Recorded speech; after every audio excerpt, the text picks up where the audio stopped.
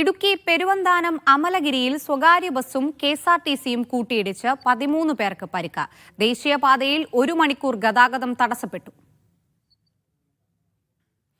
വിവരങ്ങളുമായി മുഹമ്മദ് ആഷിഖ് ചേരുന്നുണ്ട്. ആഷിഖ്, എപ്പോഴാണ് അപകടമുണ്ടായത്? ഈ പരിക്കേറ്റവരുടെ നില ഗുരുതരമാണോ?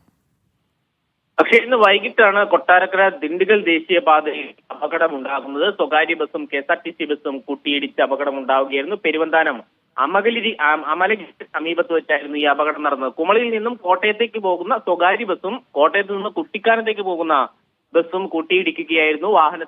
ഇരുവാഹനത്തിലുണ്ടായിരുന്ന ഏതാണ്ട് 13ഓളം യാത്രക്കാർക്ക് പരിക്കേറ്റതായിട്ടാണ് മനസ്സിലാകുന്നത്. ആർക്കും തന്നെ ഗുരുതരമായി പരിക്കില്ല, നിസ്സാരമായ പരിക്കുകളാണ്. ഏതായാലും ഈ അപകടത്തെ തുടർന്ന് ദേശീയപാതയിലെ ഗതാഗതം ഏതാണ്ട് 1 മണിക്കൂറോളം തടസ്സപ്പെടുന്ന സാഹചര്യം ഉണ്ടായി. തുടർന്ന് ഇരുവാഹനങ്ങളും വഴിയിൽ നിന്ന് മാറ്റിയാണ് ഗതാഗതം പുനഃസ്ഥാപിച്ചത്. ഏതായാലും പരിക്കേറ്റ 13 പേരെയും സമീപത്തെ ആശുപത്രികളിലേക്ക് മാറ്റിയിട്ടുണ്ട്. ആരുടെയും പരിക്ക് ഗുരുതരമല്ല. ഏതായാലും ദേശീയപാതയിൽ ഏതാണ്ട് 1 മണിക്കൂറോളം നേരത്തെ ഗതാഗതം തടസ്സപ്പെടുന്ന രീതിയിലേക്ക് ഈ അപകടം മാറി എന്നുള്ളതാണ് ഏറ്റവും പ്രധാനപ്പെട്ട കാര്യം. അക്ഷയ, ശരി, വിവരങ്ങൾ നൽകിയത് മുഹമ്മദ് ആഷിഖാണ്.